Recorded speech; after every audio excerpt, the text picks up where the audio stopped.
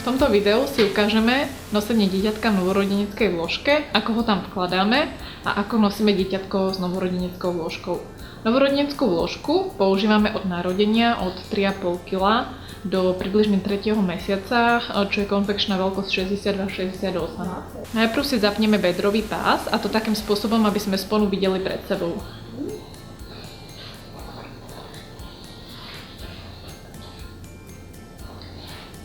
Bedrový pás vždy prevlíkame cez bezpečnostnú mestiacu gumičku,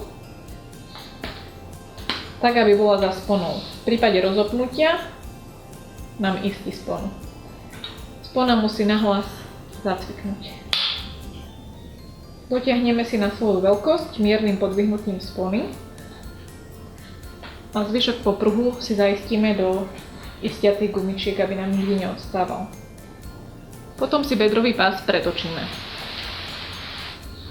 Bedrový pás nezapínajte príliš tesno, malo by to byť zhruba na jeden prst vôľa. Novorodenecká vložka je umiestnená v priestore, tak aby väčšie dieťatko nikdy neplačilo a neumíňala, čiže je prispôsobená na sedenie dieťatka v priestore, kde nedopadá celou svojou váhou. Novorodeneckú vložku si rozrolujeme a vyberieme zvyšné konce z krytiek. Keď máme takto nosič pripravený, tak si môžeme sadnúť. Nohy si dáme do vodorovnej polohy, takže sa postavíme mierne na špičky, aby dieťatko nebolo dole hlavou, ale aby ležalo pekne rovno.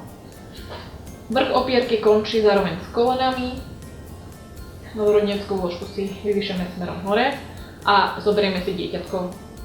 Hlavičku dáme na okraj opierky, tak aby aspoň do 1/4 mu siahala minimálne.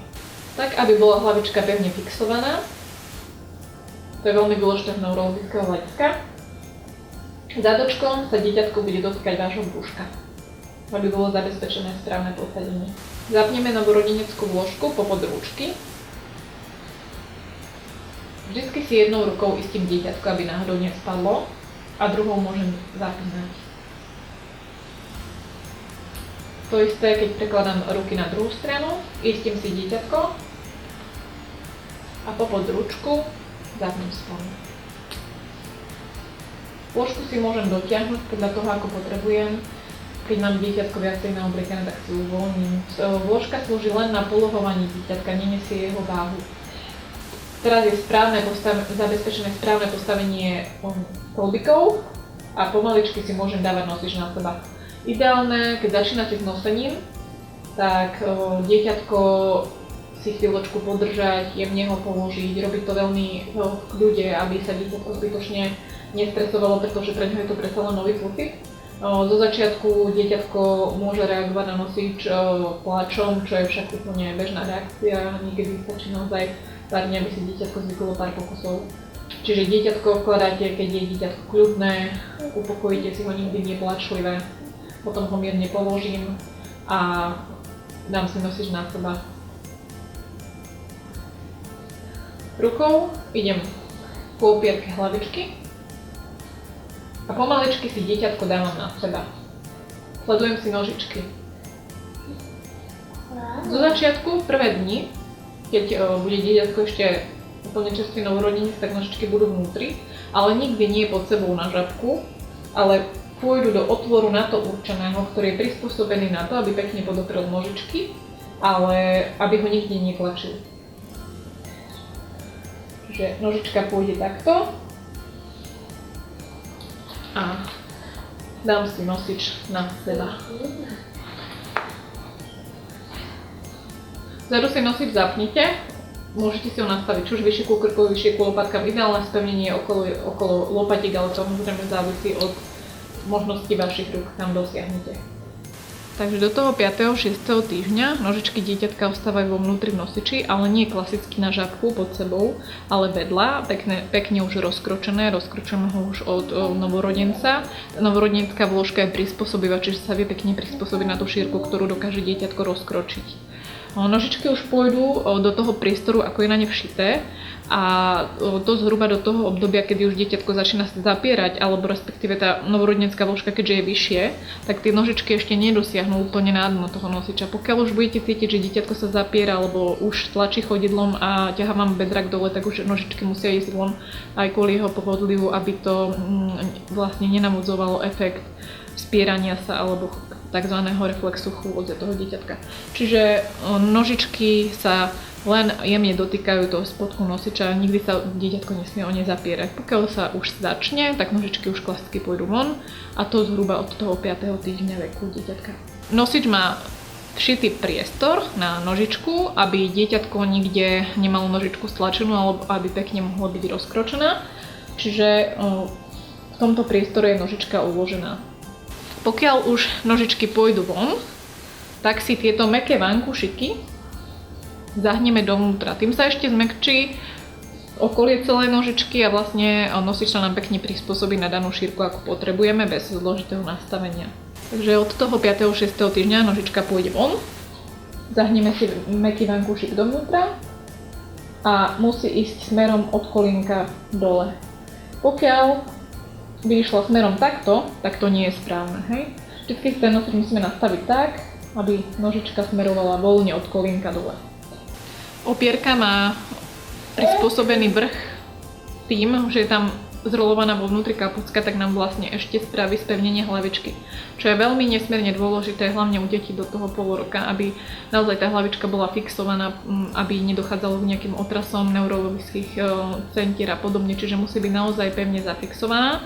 A u tých starších detí už treba dávať ale pozor, aby dokázalo si samé pretačať hlavičku. Pokiaľ už je schopné si pretačať hlavičku, tak už ho až tak pevne nefixujeme, aby malo tú vôľu na pretáčanie. Čiže opierku si chytíme a voľne zafixujeme hlavičku tak, ako potrebujeme. Jednak dieťatko nie je stratené v tom nosiči a jednak sa nám pekne celý krk a spodok chrbtice spevní.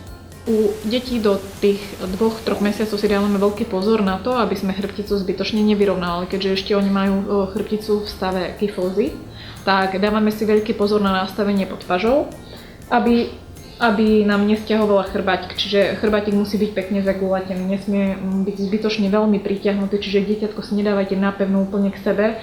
Tá vôľa tam musí byť hlavne kvôli tomu, aby sa ten nosič vedel pekne prispôsobiť tej chrbtici, aby sa dokázal zaobliť tak, ako potrebujeme. Pokiaľ my to stiahneme príliš silno, tým chrbticu vyrovnáme a malo by to vlastne teda ten vplyv vystretej chrbtice, čo my nechceme. Čiže chrbátik u takto malých detí musí byť zaguľadený postupne.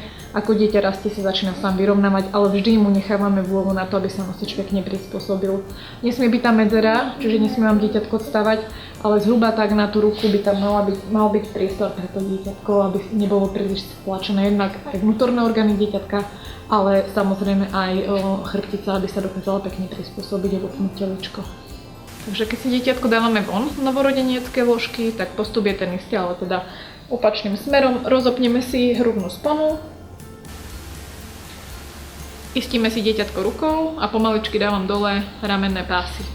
Novorodenská vložka okrem polohovania dieťatka má veľmi dôležitú bezpečnostnú funkciu, preto ja odporúčam nosenie detí do 3 mesiacov v novorodenských vložkách, a to z toho dôvodu, že pokiaľ by došlo k nejakému rozopnutiu alebo nečakanej situácii, tak tá novorodenská vložka dieťatko podrží a vlastne slúži teda aj ako veľmi dôležitý bezpečnostný prvok pre novorodenca. Takže dieťatko si rozopneme, opäť už istíme jednou rukou, to isté na druhej strane. A nosič necháme voľne padnúť. Nikdy nerozopíname sponu bedrového pásu, keď máme dieťatko v nosiči. Až vždy nosič skladáme, až keď už je dieťa mimo nosiča. Takže keď už novorodenskú vložku nepotrebujeme, čo je približne v tých 3 mesiacoch, zoberieme si oba konce novorodeneckej vložky, vložíme ju do stredu okraja a pomaličky zrolujeme na mäkkučku takú vreckovku. Tu zaistíme do gumičiek. Nesmie nám nič trčať von a keď je to presne v tomto úložnom priestore, ako má byť, tak je zabezpečený maximálny komfort dieťatka. Taktiež oba konce skrieme do krytiek.